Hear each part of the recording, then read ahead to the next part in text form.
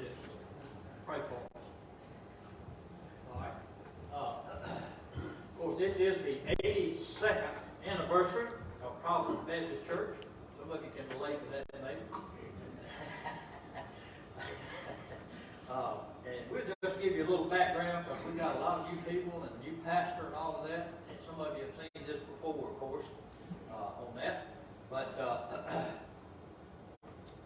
the glasses out without the lights on. All right.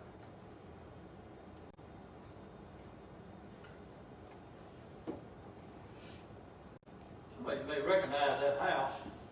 It used to sit right over here where this trailer is, where the camels live now, not the double wide, but the single wide. At one time, that house belonged to this Alice Moore, Pete Moore's mom. And of course, Pete Moore's dad was killed in an accident when he was 2 years old. And his mom eventually married Leigh Marshall. We used to call her Aunt Alice Marshall. A lot of you know her, I'm sure. But it says that E.C. Farr was the pastor of Carrollton Baptist Church at the time, and he wanted the families living here to travel to town for the services at Carrollton Baptist. Somebody made the comment, you ain't going to get country people in there to that church. Said, you got to come out here and preach. So he did. So that's a picture, of course, when I was growing up, probably a lot of people around this area, it was Maddie and Tillman Campbell. I don't know whether y'all remember them or not, but they lived in that house. So that's where the first church service started for Providence, in that house. Just like New Testament times, I think. They started in houses, a lot of them. Okay. That's just a picture of around that area or whatever, of the camels. Okay. Then it says that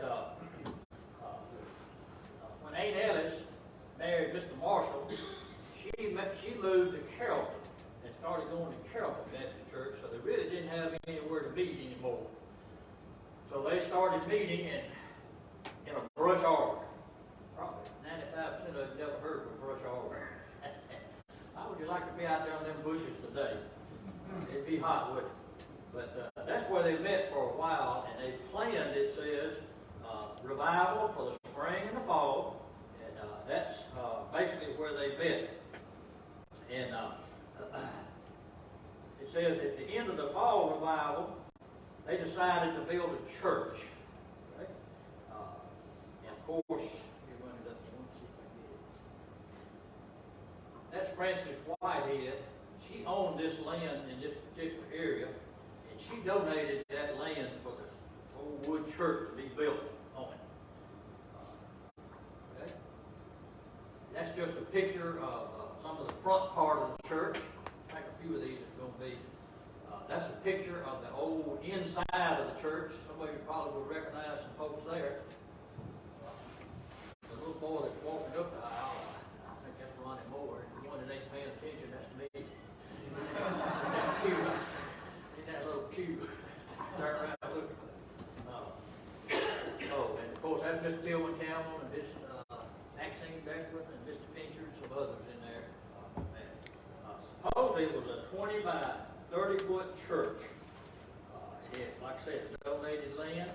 And it says during the Depression, and of course the war started pretty soon after that, neighbors and friends started donating pine logs, oak logs, and nails and everything to build it. How many in here come to the old wooden church? Raise your hand if you ever come to the old wooden church. 2, 3, 4? Wow. Okay. No air conditioning, no bathrooms, no water. And of course you just raise up, on a day like today, you just raise up the windows and put fans in it and let her blow. But anyway, it was a church there. All right. Let's see, I think I got a few more. That's just a view of the church back there behind it. It kind of sit about where this church is sitting, I think, about this area. There's a side view of the church, another little front view. And one thing you notice in this picture, if you look very carefully back there by those trees, anybody see what you see back there? Tables. We didn't have dinner on the ground inside like we're going to do today. We had dinner on the ground all the way from that tree down to the end of those tables. People put their food out there, and of course you have iced tea and all that stuff is great. But we eat outside when it first started like that. Okay? Now, eventually built a new church, and I got some of these statistics over there, documents on the bulletin board in the kitchen about how much it cost to build the church back then and all that stuff. Got enough money to build a new church. That's the church that has the fellowship hall, the 2 classrooms on that, and the 2 classrooms on the front now. That used to be our sanctuary before we built this one. And if you notice over to the, well, to my right, I guess to your right too, there's the old wooden church still standing there. Eventually, of course, got rid of that. But that's the church there without any of the Sunday school rooms. Okay, that's just Nora K. Wiltshire, the old steeple on the old church was dedicated to her. She died at a young age. Now you notice, I think this is 1970. The church now has these Sunday school rooms right here. Not the new edition where the 3 big ones are. But you'll see. You can notice how time has passed. Got a lot more trees now. Then in 2000, I believe it's 2000, we started planning for groundbreaking for the new sanctuary, which is this one. That's the front of it. Wide view. All right. Give you the pastors next. We'll run through the pastors we've had. Because we couldn't get a picture of.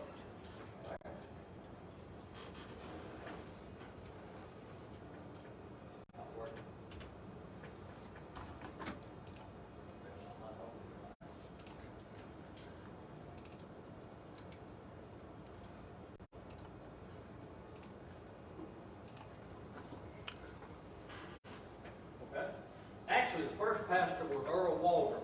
We could not get a picture of him at all. But this was the second pastor, Tom Douglas. Actually, if any of you knew Tommy Wiltshire was named after him. He told me one time that the reason he gives his mom so much trouble, he named him after a preacher. And his name was Tom Douglas Wiltshire. So it was funny. Next pastor was George Mosley. That car would probably be worth some money nowadays. It's just another picture of him. The man sitting right at the bottom right, J.W. Maddox. He was from Silver City, close to Arizona. And the thing I remember telling about him was that he would catch a Continental Trailway bus from Silver City. This is before 82 4-lane. And he would get off down there at the highway, walk up to the church, and have church service. And then hopefully they'd get enough money to buy his ticket back that afternoon. He'd go down to the end of the road, catch the bus, and go back to Silver City, and come back the next week. But that's a picture of the inside of the old church again, too. You'll recognize some of those. Next was Brother Melvin Corley. If any of you know Lou O'Brien and Susie Austin, that's their granddaddy. Right there, Brother Melvin Corley. He said he lived between McCarley and Carrollton. And the thing I remember, it stuck in my mind, he said his land was so poor, out where he lived, it took 6 acres to rust a nail. That's pretty old, that's pretty poor. Then we had Jimmy Lee Corley that come in.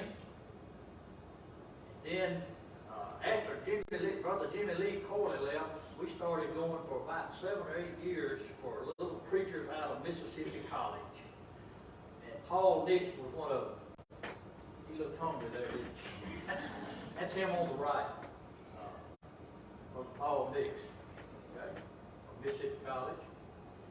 And then, somebody will recognize this one probably, Jimmy and Barbara anyway. The one on the left, who is he? That's David Sutherland. I think they married Jimmy and Barbara. I think he married Jimmy and Barbara. Isn't that right, Jimmy? Yes, sir. And of course, that's Brother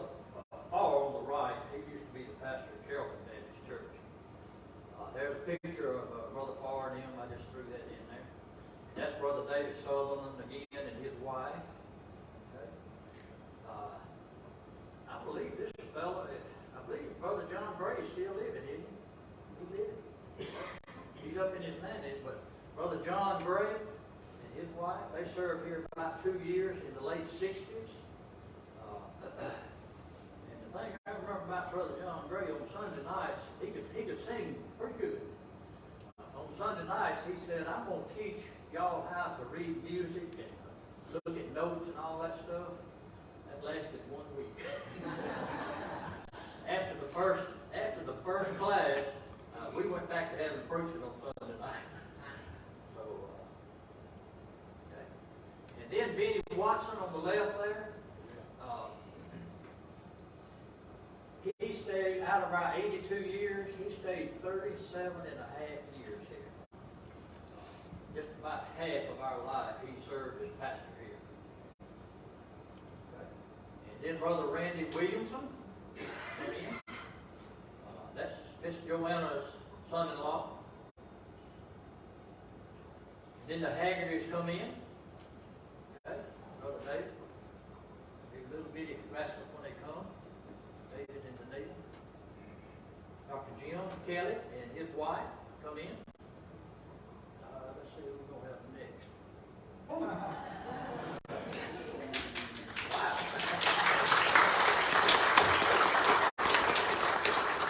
Brother Kevin and his wife Laura, who's not feeling good this morning, so pray for her. I didn't have her on the list, but on that. Okay. What's next? Real quickly, I'm almost through, I know. You have the original members of the church. Okay. We'll go through these pretty quickly. There were 16 original members, and 9 of them were by baptisms and 7 by letters. That's my mom and dad, Bill and Daisy Wiltshire. That's my dad's mom, Gertrude Wiltshire. Ms. Harry Nolan, Forrest Nolan, Opal Nolan, Mary Elizabeth Carpenter on the right, Modine Carpenter, and we didn't have Ms. Russell Moore. We didn't have a picture of her. Then by letter, it was Robert Smith, and Robert Smith, Mrs. and Mr. was 2 of them, and then Robert Smith, or Richard Smith Jr., Oliver Smith, and that's Aunt Alice, who was Miss Wiley Moore at the time. Okay, and that's the Smith family, all those that were there. Is that it?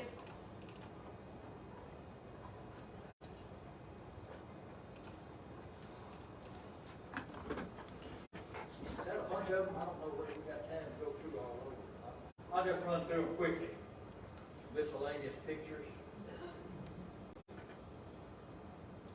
Things that went on during the history of the church. And like I say, we got pictures in the bulletin board. There's a picture album out on the foyer table. That's Mr. Coleman Rich. It's a whole bunch of folks you know. How many folks? Most of them gone. That's Uncle Eli and his family, most of it.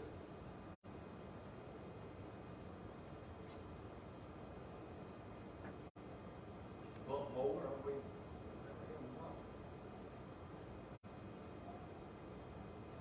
There's the Carpenter family. We ain't got any of those here. Your picture didn't show up. It probably did in the album or in the thing. I think this is a picture we had back on the 75th anniversary. Baby dedication. Can't see Ann Hart, but she's there. School classes, skip games, big races, WFU, Eddie and his wife, Brother Eddie Carpenter.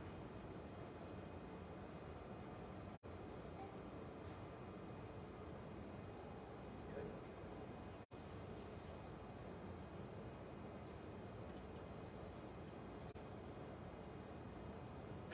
All right.